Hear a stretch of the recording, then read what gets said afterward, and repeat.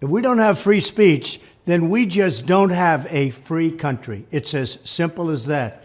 If this most fundamental right is allowed to perish, then the rest of our rights and liberties will topple, just like dominoes, one by one. They'll go down. That's why today I'm announcing my plan to shatter the left-wing censorship regime and to reclaim the right to free speech for all Americans. And reclaim is a very important word in this case because they've taken it away. In recent weeks, bombshell reports have confirmed that a sinister group of deep state bureaucrats, Silicon Valley tyrants, left-wing activists, and depraved corporate news media have been conspiring to manipulate and silence the American people. They have collaborated to suppress vital information on everything from elections to public health. The censorship cartel must be dismantled and destroyed, and it must happen immediately. And here's my plan. First, within hours of my inauguration, I will sign an executive order banning any federal department or agency from colluding with any organization, business, or person to censor, limit, categorize, or impede the lawful speech of American citizens. I will then ban federal money from being used to label domestic speech as mis- or disinformation.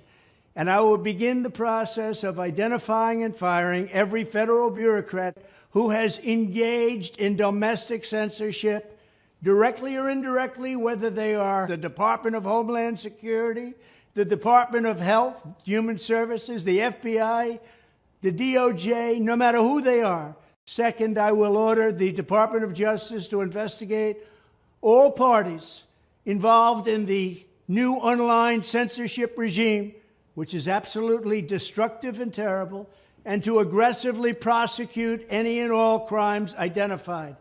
These include possible violations of federal civil rights law, campaign finance laws, federal election law, securities law, and antitrust laws, the Hatch Act, and a host of other potential criminal, civil, regulatory, and constitutional offenses.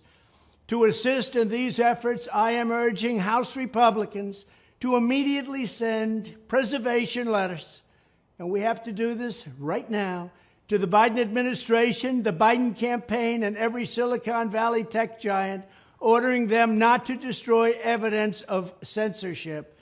Third, upon my inauguration as president, I will ask Congress to send a bill to my desk revising Section 230 to get big online platforms out of censorship business.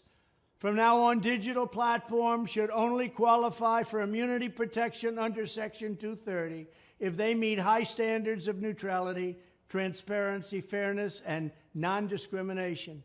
We should require these platforms to increase their efforts to take down unlawful content such as child exploitation and promoting terrorism, while dramatically curtailing their power to arbitrarily restrict lawful speech. Fourth, we need to break up the entire toxic censorship industry that has arisen under the false guise of tackling so-called mis- and disinformation. The federal government should immediately stop funding all nonprofits and academic programs that support this authoritarian project.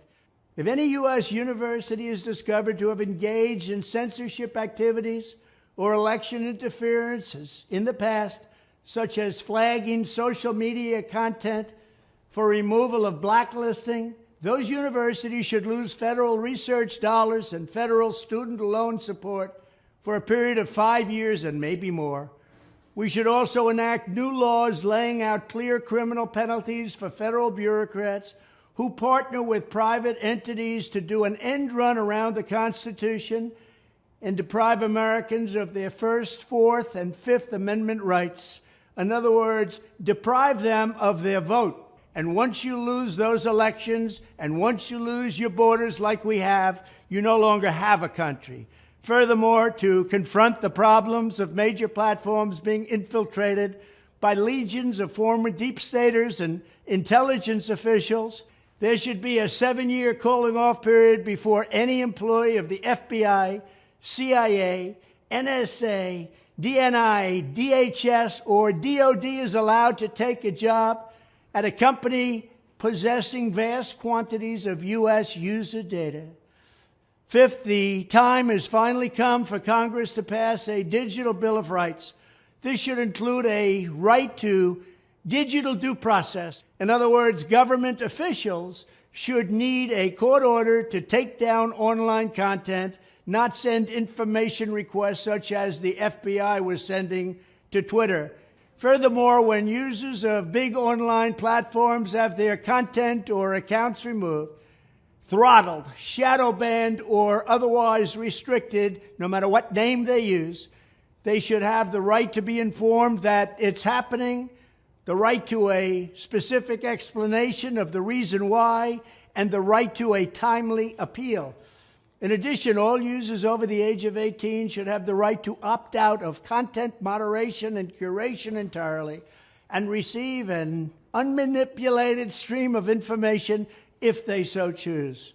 The fight for free speech is a matter of victory or death for America and for the survival of Western civilization itself.